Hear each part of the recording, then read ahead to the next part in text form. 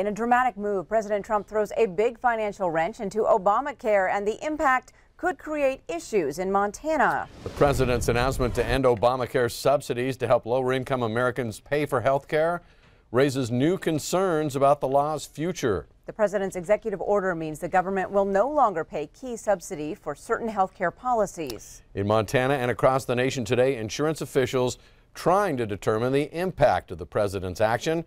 But as MTN's Mike Dennison reports now, it's not good news for insurers who are selling policies on the individual marketplace.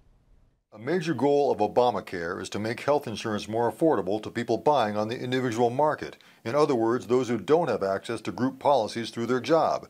That's only about 6% of the market in Montana, 65,000 people. One of the tools to achieve that goal is called cost-sharing reductions, or CSRs. For someone earning less than $30,000 a year, the CSR reduces out-of-pocket costs like deductibles or co-payments. But the Trump administration says it's canceling the federal payments to insurers that subsidize these savings. Insurers must raise their 2018 rates to cover the cost of CSRs or eat those costs. Blue Cross and Blue Shield of Montana had prepared for possible shakeups by the Trump administration and filed an average 20% increase for policies in this market next year.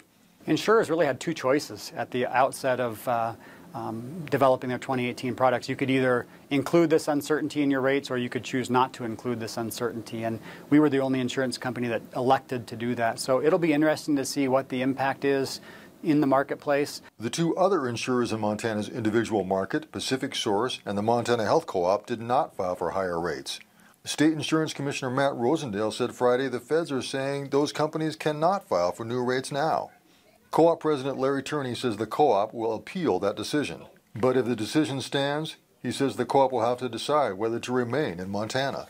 He says loss of the subsidy will cost the co-op $1.6 million a month, and that the Trump administration is clearly trying to torpedo a key aspect of Obamacare. They're definitely trying to make Obamacare fail, and they're giving it a little push to do it. I think the president was very unhappy with the House and the Senate not being able to pass anything, so he's taking it in on his own to basically do away with Obamacare in one way or another. Montana's Democratic U.S. Senator John Tester is calling on Congress to override the president. But Republican U.S. Senator Steve Daines, he said Friday he won't support what he calls bailing out big insurance companies. Reporting from Helena, Mike Dennison, MTN News. Thank you, Mike. Health insurers are encouraging people who need those policies to continue to sign up. In many cases, they say the final cost to consumers may not be that much more.